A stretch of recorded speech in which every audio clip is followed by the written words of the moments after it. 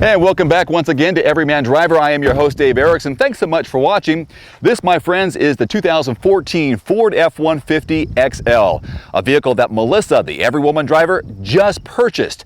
So I decided to get the scoop by having an in-depth conversation with her inside the cab of the pickup, a conversation powered by Red Bull. By the way, you can hear an extended version of this discussion on episode 27 of the Everyman Driver podcast.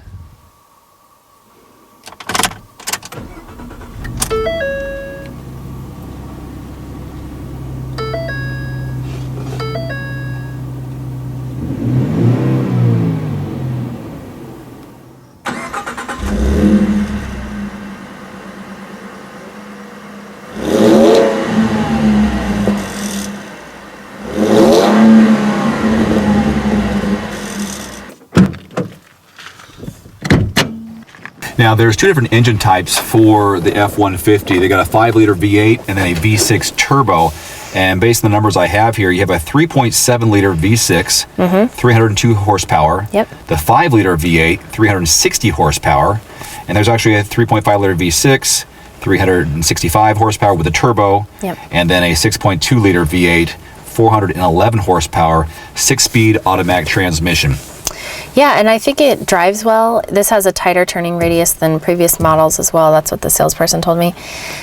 This has the Microsoft Sync in it, so you can sync your phone to it. It doesn't have a screen or a backup camera, just because it's the most basic model, but so you kind of have to, the controls are a little bit tricky when you pair the phone with it. You have to select yes or no with this, there's an OK button here. You have, you know, it's a little bit more tricky because you don't have the screen, but overall, I think it's a really nice vehicle.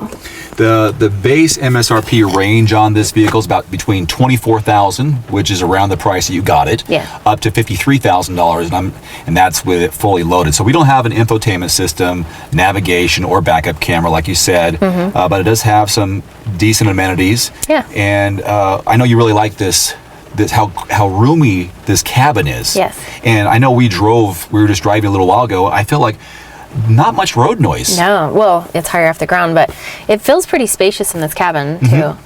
I'm actually considering a truck for myself for the first time, just because, you know, home improvement projects, moving furniture, whatever I'm doing, I want something that's flexible, but I need more seating than what's in this truck. Yeah. But I mean, it's kind of a good, I feel like I'm dipping my toe in the pond in a way. I'm just testing it out.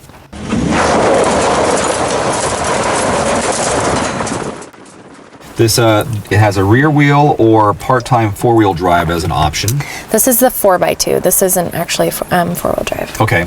There's also the regular cab, extended cab, and the crew cab. And I know people are choosing. I've seen them all the time. Now that I'm thinking about it too, I see all these crew cabs, and I love that type of vehicle. That seems like it's something that would work for families.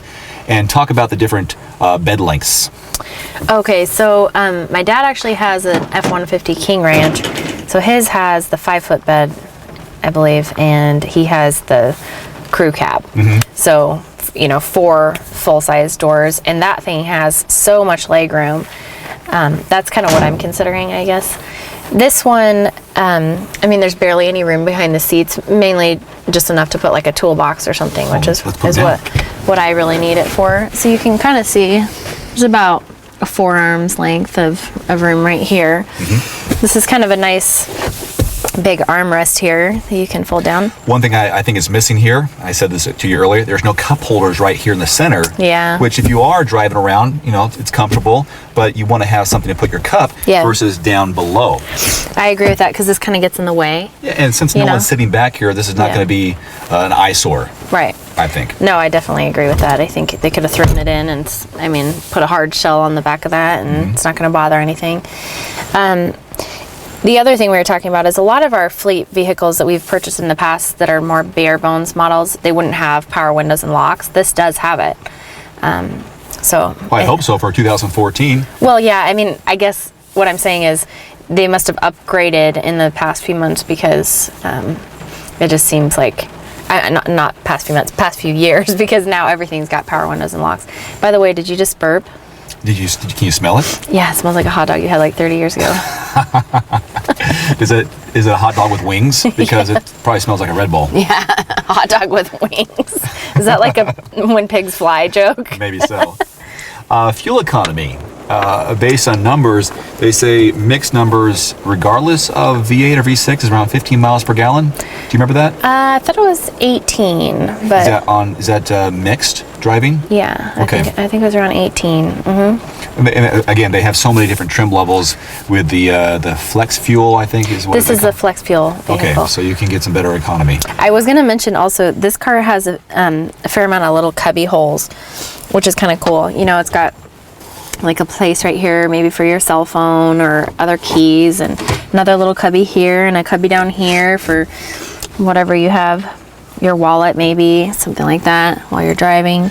Do you feel like Cool. the Ford F-150, based on cubby holes and durability, and maybe even on this bare bones model, is really meant for the blue collar worker of America, and unless you were to go to a higher trim level, doesn't offer something for, you know, a family vehicle? I think a lot of people would like to drive this car, maybe not this exact model. I expect this to be a blue collar vehicle. Yeah. I think about cubby holes. I mean, they're making it user friendly for the guys or gals that are out there working, you know, laboring. Yeah. But then they make it available, or they make the options for families, you know, with the crew cab and the entertainment system and nice amenities. Well, if you look at the floorboards in here as well, this is kind of a very durable flooring. You know, it's not carpet, it's not going to get torn up. And this cloth interior looks pretty durable too. I do want to get some seat covers for it, just because our employees are pretty hard on it. These will be jumping in and stained out. pretty soon. They're dirty, and you know, they're working hard. Any other details or facts or interesting things that the salesperson told you before you made this purchase that you want to point out about this car? Oh, I think one thing that kind of stood out, I don't like buttons like roads to nowhere or buttons that don't do anything. He did say that this has a Sirius satellite button and it doesn't actually have Sirius satellite, so that is kind of odd. It's like, couldn't eliminate that button. You mean they have a button there, but it's not available on this truck? Right, yeah. I did think that was kind of odd. I think for the price, though, I mean, you can get this brand new truck for around $24,000. Yeah. It's pretty good. Good value. I'm satisfied with it. Again, to hear the full unedited version of this conversation, check out episode 27 of the Everyman Driver podcast, available on iTunes and Stitcher Smart Radio. Until next time, I'm Dave Erickson. Thanks for watching. Joining me now is Maury Callum, the VP of Design here at Ford, and we're at the 2014 North American International Auto Show. Very exciting week, especially for Ford. Talk about your experience so far on today. Well, it was an early start this morning. Yeah, I think I got up at 5. And we launched the F-150 this morning, which is really great news for us. Obviously, a very important product, really one of our icons, and you know, one of the